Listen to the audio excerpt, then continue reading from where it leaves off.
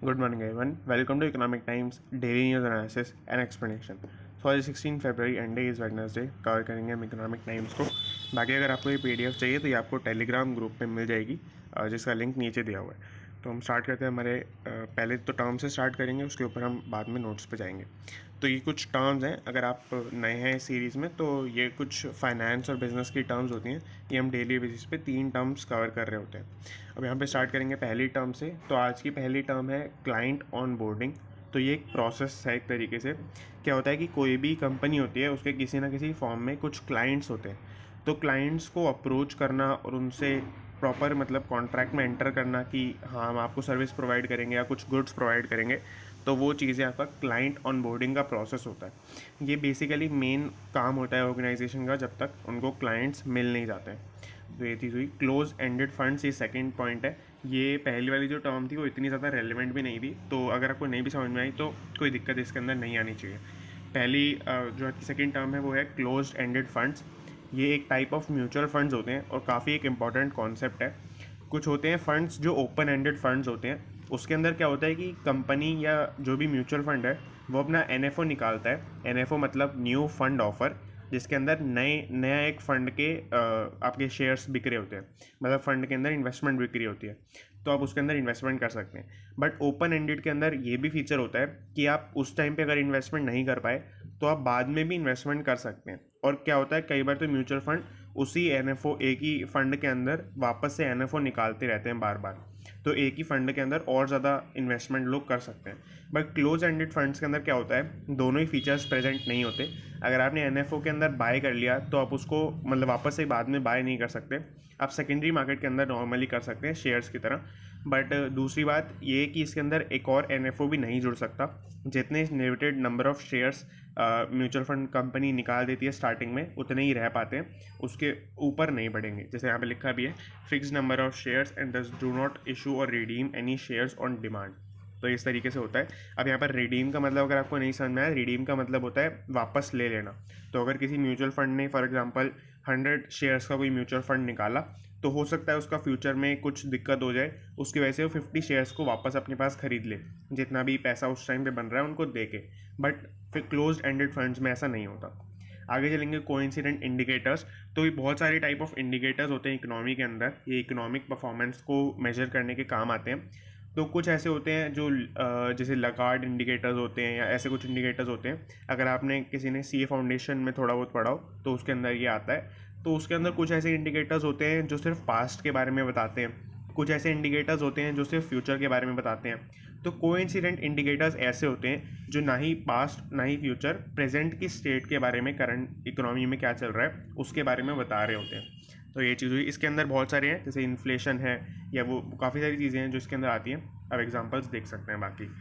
तो that's it, and हम start करते हैं एक बारी के लिए हमारे नोट्स से। अगर आपको कोई भी डाउट रहता है टर्म्स में या फिर नोट्स में तो आप नीचे कमेंट कर सकते हैं, मैं आपको सारा उसमें एक्सप्लेन कर दूंगा, या फिर नेक्स्ट वीडियो में भी हम टेकअप कर सकते हैं अगर कुछ बड़ा डाउट रहता है। तो अब यहाँ पे स्टार्ट करेंगे फर्स्ट न्यूज़ से। पहली न्यूज़ है डी स्ट्रीट। तो डी स्ट्रीट का मतलब होता है दलाल स्ट्रीट। इसका बेसिकली रेफरेंस होता है स्टॉक मार्केट को। ये क्यों होता है मैंने थोड़ा बताया हुआ है, और ये एक स्टोरी टाइप की हो जाती है, तो मैं वापस से एक बार नहीं बोलूँगा। तो यहाँ पर स्टॉक मार्केट में क्या है, इंडाइसेस जंप 3%। तो यहाँ पर कल मैंने आपको सिमिलर सी न्यूज़ बताई थी कि दोनों स्टॉक मार्केट के जो इंडेक्स थे वो फॉल कर गए थे 3% से लगभग। तो लगभग 3% से ही दोनों इंडाइसेस कल जंप कर चुके हैं ट्यूसडे को। ये हुआ यहाँ पर रिवर्स मंडेज लॉसेस। तो ऑलमोस्ट यहाँ पर एक रिवर्सल आ चुका है, ऑलमोस्ट जितना फॉल हुआ था लगभग उतना ही राइज हो चुका है। हालांकि एक चीज़ का 3% फॉल करना प्लस 3% हो जाना, ये ज़ीरो नेट चेंज नहीं होता है, उसके अंदर कुछ चेंजेस रह जाते हैं। बट हाँ, यहाँ पर हम उनको नेग्लिजिबल चेंजेस बोल सकते हैं। यहाँ पर निफ्टी और सेंसेक्स दोनों ही अगर हम बात करें तो 3% शॉर्ट अप हो चुके हैं, और ये काफ़ी एक अच्छा कोरिलेशन बैठता है कि हालांकि इन दोनों में कुछ कंपनीज़ का डिफरेंस है। निफ्टी के अंदर 20 कंपनियां ज़्यादा हैं, बट उसके बावजूद भी जो एवरेज निकल के आता है, जो आपका परसेंट मतलब पूरा चेंज निकल के आता है एक दिन का, वो इन दोनों का बहुत ही सिमिलर रहता है। तो काफ़ी एक पॉजिटिव और एक कोरिलेशन वाली बात। अब इसके अंदर रीज़न इसका दिया गया कि एक रिपोर्ट ने बोला, एक रिपोर्ट कल इशू हुई थी, उसमें लिखा था कि यहाँ पर जो यूक्रेन और रशिया के अंदर टेंशन्स चल रहे हैं वो एक तरीके से थोड़े से ईज आउट हुए हैं। ईज आउट किस तरीके से हुए हैं कि रशिया के कुछ ट्रूप्स जो थे, ट्रूप्स मतलब आर्मी वाले लोग, तो रशिया के कुछ आर्मी वाले जो लोग जो थे वो यूक्रेन के बॉर्डर्स से अपने बेसिस पे वापस रिटर्न कर गए हैं। तो वहाँ पर वॉर की टेंशन जो थी वो थोड़ी कम हो गई है, और हो सकता है फ्यूचर के अंदर ऑयल के प्राइसेस भी इससे अफेक्ट हो जाए, कम हो जाए, ताकि मतलब यूक्रेन से सप्लाई नॉर्मली आने लग जाए वर्ल्ड के अंदर। तो वो सब चीज़ें इसके अंदर। बाकी एक वोलेटिलिटी इंडेक्स होता है। ये क्या होता है? ये ऐसा इंडेक्स होता है जो नेक्स्ट 30 डेज़ में क्या होने वाला है मार्केट के अंदर ये बताता है। अब ये डायरेक्शन नहीं बताता है। डायरेक्शन मतलब ये जितना भी वोलेटिलिटी होगी वो पॉजिटिव साइड में होगी, मतलब ऊपर जाएगा मार्केट या नीचे जाएगा। बट हाँ, ये चेंज कितना होगा ये यहाँ पर बताने की कोशिश बहुत सही से करता है। तो ये भी 10% से कल गिर गया है, जो कि काफ़ी एक बड़ा ड्रॉप है, और मतलब ये 20.6 पर आ गया, और पहले ही 23.6 समथिंग पर था। तो इस तरीके से 10% इसके अंदर भी फॉल देखने को मिला है। बैंकर्स और जो फाइनेंशियल मैनेजर्स होते हैं उन्होंने कहा markets will still be jittery. तो इसके बावजूद भी जो विक्स का परफॉर्मेंस आया है, इसके बावजूद भी इन्होंने बोला कि मार्केट्स जिटरी ही रहेंगे। हो सकता है फ्यूचर के अंदर मतलब जो यूएस का फेडरल रिजर्व रेट है वो जल्द ही अब अपना काम करना स्टार्ट कर दें, उनको बढ़ाना स्टार्ट कर दें। तो वो चीज़ की वजह से यहाँ पर ये जिटरी रहेंगे मार्केट। तो पहली अब ये न्यूज़ हो गई है। सेकंड न्यूज़ पे चलेंगे। Splitting chairman MD roles voluntary. तो बेसिकली क्या है, सेबी का एक नया रूल है जो मतलब इतना भी नया नहीं है, 2017-18 के टाइम पे इसकी बातें होने लग गई थी। तो उसके अंदर रूल क्या है कि एमडी और चेयरमैन एक कंपनी का एक पर्सन नहीं हो सकता। तो अब यहाँ पर क्या रिपोर्ट्स आई हैं कि सेबी को बहुत ज़्यादा इसके ऊपर नेगेटिव फीडबैक मिला है, जो मैंने लास्ट पॉइंट के अंदर लिखा है। मतलब ऐसी बहुत सारी कंपनीज हैं जो बोल रही हैं इसमें प्रॉब्लम ही क्या है, और प्रॉब्लम ना होते हुए उनको एक ऐसा पर्सन ढूंढना है। 1 अप्रैल तक डेडलाइन है। एक ऐसा पर्सन ढूंढना है जिसके ऊपर वो बहुत ज़्यादा ट्रस्ट कर सकें, क्योंकि एमडी अगर या चेयरमैन अगर वो बनेगा तो उसके पास बहुत ज़्यादा पावर्स होंगी। तो वो पावर्स किस पर्सन को देनी है हमें, तो उसके लिए बहुत ही ज़्यादा एक उनको मतलब रिक्रूटमेंट के लिए बहुत बड़ी प्रोसेस करनी पड़ेगी या ऐसा सब करना पड़ेगा। तो उसकी वजह से आपके बहुत सारी कंपनीज़ ने इनको नेगेटिव फीडबैक दिया इस न्यूज़ के ऊपर और या इस रूल के ऊपर। इसीलिए इन्होंने सेबी ने इस रूल को नॉट कंपलसरी बट वॉलंटरी कर दिया है। मतलब ये वॉलंटरी रूल है, ऐसा नहीं है कि आपको करना ही करना है। बट हाँ, अब ये क्या होता है कि कई जो वॉलंटरी रूल्स होते हैं उसमें जो कंपनी कर लेती है उसको बेनिफिट प्रोवाइड करे जाते हैं, तो उस वजह से एक तरीके से कंपलसरी ही हो जाता है, हर कंपनी फिर करने लग जाती है। तो इस तरीके से हालांकि अभी जो वॉलंटरी करना है जिस भी तरीके से, तो वो 1 अप्रैल 2022 तक उसकी डेडलाइन बढ़ा दी गई है। आगे चलें तो government set to launch IDBI bank sale process next week. तो बेसिकली क्या है, आईडीबीआई जो बैंक है, आई होप आपने इसके बारे में सुना होगा, तो इसका भी प्राइवेटाइजेशन गवर्नमेंट स्टार्ट करने वाली है इसी मंथ में, और नेक्स्ट वीक में इसकी प्रोसेस चालू हो जाएगी। इसके अंदर केपीएमजी एडवाइज़र अपॉइंट हो चुका है इस बैंक के पूरे प्राइवेटाइजेशन प्रोसेस के लिए, तो वो है यहाँ पर। बाकी अब inviting many funds for road shows. Road shows का मीनिंग मैंने आपको बताया था। रोड शो का मीनिंग होता है कि आपका इन्वेस्टमेंट के लिए पिच करना। तो वो जो है पिच करना, केपीएमजी ने काफ़ी सारे फंड्स को इनवाइट करना शुरू कर दिया है, क्योंकि वो एडवाइज़र है तो मतलब उन्हीं का मेनली काम रहता है। तो उन्होंने काफ़ी सारे फंड्स को इनवाइट करना स्टार्ट कर दिया है अपने रोड शोज़ को प्रेजेंट करने के लिए। ये चीज़ है यहाँ पर। गवर्नमेंट का टोटल अगर हम स्टेक देखें आईडीबीआई बैंक के अंदर तो 94.71% है। बट इसके अंदर बहुत ही एक अच्छा डेटा है कि एलआईसी का स्टेक उसके अंदर 49% है। तो एक तरीके से अगर आप एलआईसी के अंदर इन्वेस्टमेंट कर रहे हैं तो काफ़ी एक बड़ी इन्वेस्टमेंट आप इसके अंदर भी कर पा रहे हैं। और उसके बावजूद यहाँ पर दोनों चीज़ों की अलग अलग गवर्नमेंट प्राइवेटाइजेशन कर रही है। और इसके अंदर गवर्नमेंट, पहले तो ये रिपोर्ट्स आ रही थी कि गवर्नमेंट हो सकता है पूरा ही का पूरा अपना स्टेक सेल कर दे, यानी 94% स्टेक सेल कर दे। बट अगर ऐसा होता है तो मेरे पर्सनल ओपिनियन के अंदर बहुत ही ज़्यादा बड़ा आईपीओ हो जाएगा। अगर मैं आपको कंपैरिजन में बताऊं तो हाँ, हालांकि एलआईसी बहुत बड़ी कंपनी है आईडीबीआई बैंक से, बट एलआईसी का 5% स्टेक के लिए गवर्नमेंट 65,000 करोड़ रुपीज़ रेज कर रही है। तो इसका भी बहुत ही बड़ा एक आईपीओ आने वाला है अगर ऐसा होता है तो। BofA securities slashes Nifty target by 2100 points. तो यहाँ पर क्या है, दिसंबर 2022 के लिए बोला जा रहा है, दिसंबर 2022 या ईयर एंड बोल सकते हैं, ईयर एंड के लिए जो बोफा सिक्योरिटीज़ है, बोफा मतलब है बैंक ऑफ अमेरिका। तो बैंक ऑफ अमेरिका जो सिक्योरिटीज़ बहुत ही बड़ा इन्वेस्टमेंट बैंक है, टॉप 4 इन्वेस्टमेंट बैंक्स के अंदर आता है वर्ल्ड वाइड। तो यहाँ पर इन्होंने पहले निफ्टी का टारगेट मंथ ईयर एंड में दिया था 19,100, जो अब इन्होंने बहुत बहुत ज़्यादा उससे गिरा दिया, बहुत बड़ा मैग्नीट्यूड से गिरा दिया है और 17,000 पे उसको ले आए हैं। 2100 पॉइंट्स का डिक्रीज उसके अंदर ले आए हैं। रीज़न इसका एक ही दिया है उन्होंने कि यूएस फेडरल रिजर्व का जो रेट है वो उसमें हाइक आने वाला है, और मैंने आपको बताया हुआ है इसमें हाइक आएगा तो किस तरीके से ग्लोबल मार्केट्स पे अफेक्ट पड़ेगा नेगेटिव वे में। तो ये चीज़ है downgraded ratings on auto and IT. Auto sector और आईटी सेक्टर वो मेन सेक्टर्स हैं जिसकी उन्होंने रेटिंग्स को डाउनग्रेड किया है, ताकि मतलब पूरा ओवरऑल कैसे आपका डिस्ट्रीब्यूशन रहेगा, जो ये आपका इतना इतना फॉल आएगा इसका कैसे डिस्ट्रीब्यूशन रहेगा, इसके लिए उन्होंने बताया। और आज के टाइम पे अगर आपको निफ्टी देखना हो कितना चल रहा है, तो आज के टाइम पे 17,500 समथिंग पे चल रहा है, 17,300 एक्चुअली समथिंग पे चल रहा है। यहाँ पे बोफा ने क्या बोला, बोफा ने एक्सपेक्ट किया है कि इस साल जो फेडरल रिजर्व बैंक है यूएस का, वो 7 टाइम्स अपने फेडरल रिजर्व रेट को बढ़ाएगा, 7 टाइम्स थोड़ा थोड़ा करके अपने फेडरल रिजर्व रेट को बढ़ाएगा। और ये चीज़ मार्च से ही स्टार्ट हो जाएगी और 2023 में भी ऐसा नहीं रुकेंगे वो, 2023 में भी 4 टाइम्स इस रेट को बढ़ाने वाले हैं। तो ये काफ़ी बड़ी बात हो जाएगी एक तरीके से अगर ऐसा होगा, और हो सकता है फिर इनकी जो एक्सपेक्टेशन है वो सही भी साबित हो जाए। SEBI RBI in talks to raise overseas investment limit for mutual funds by up to 25%। तो ये थोड़ी सी समझने वाली न्यूज़ है। इसके अंदर क्या है, मैं थोड़ा आपको पहले बैकग्राउंड भी दे। सबसे पहले म्यूचुअल फंड या एमएफ जो लिखा हुआ है उसका मीनिंग होता है म्यूचुअल फंड्स।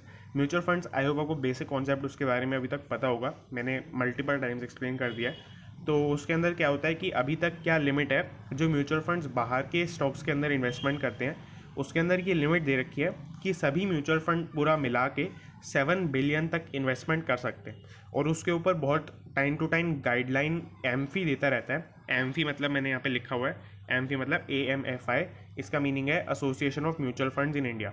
ये म्यूचुअल फंड का रेगुलेटर है, रेगुलेटर बोलना गलत रहता है थोड़ा, ये एक तरीके से म्यूचुअल फंड की एसोसिएशन है, यानी मतलब एक हेल्पिंग बॉडी है सभी म्यूचुअल फंड्स की। तो कोई भी अगर गवर्नमेंट से रिलेटेड कोई कंप्लायंस कराना होगा या पूरे म्यूचुअल फंड्स को अगर गवर्नमेंट के खिलाफ कुछ बोलना होगा तो वो एमफी के उसमें रह के बोल सकते हैं, एम्बिट में रह के। तो इस तरीके से एमफी उनका रिप्रेजेंटेशन करते हैं गवर्नमेंट में सभी म्यूचुअल फंड्स का। तो यहाँ पर अब एमफी बहुत टाइम टू टाइम ऐसे रेगुलेशंस लेके आता रहता है। अगर कोई, क्योंकि ऐसा हम 7 बिलियन को इक्वली डिस्ट्रीब्यूट नहीं कर सकते हर म्यूचुअल फंड के अंदर, क्योंकि कुछ म्यूचुअल फंड बड़े होते हैं उनको ज़्यादा इन्वेस्टमेंट करनी है, और कुछ म्यूचुअल फंड छोटे होते हैं तो उनको कम इन्वेस्टमेंट कर पाएंगे वो। तो उस वजह से जो ये डिस्ट्रीब्यूशन होता है इसके लिए काफ़ी सारे सर्कुलर्स के बेसिस पे एमफी काम करता है। अब यहाँ पर क्या कर रहे हैं, अब इस प्रोसेस को स्टैंडर्डाइज कर रहे हैं। अब इस प्रोसेस में क्या कर रहे हैं, यहाँ पर लिमिट को थोड़ा बढ़ा दिया जाएगा और उसको स्टैंडर्डाइज कर दिया जाएगा 25% ऑफ AUM, यानी कि आपके पास मतलब असेट्स अंडर मैनेजमेंट कितने हैं, एक म्यूचुअल फंड के पास कितना पैसा है मैनेज करने के लिए, उसका 25% जो है वो आपके म्यूचुअल फंड बाहर लगा पाएंगे, ओवरसीज इन्वेस्टमेंट कर पाएंगे इक्विटी के अंदर। इक्विटी अगेन का मतलब है शेयर्स। इसके ऊपर एमफी तो ऑब्वियसली काम करेगा ही करेगा, उसके साथ में आपका जैसे मैंने थर्ड पॉइंट के अंदर लिखा है आरबीआई और सेबी, ये 3 बॉडीज़ मिलकर इसके अंदर काम कर रही होंगी। तो ये चीज़ यहाँ पर जो लिमिट इनको बढ़ानी है उसके लिए। तो आई होप आपको ये क्लियर हो गया होगा। आगे चलेंगे, Jan exports up 25.2% at 35 billion, imports jump 23.5% to 52 billion.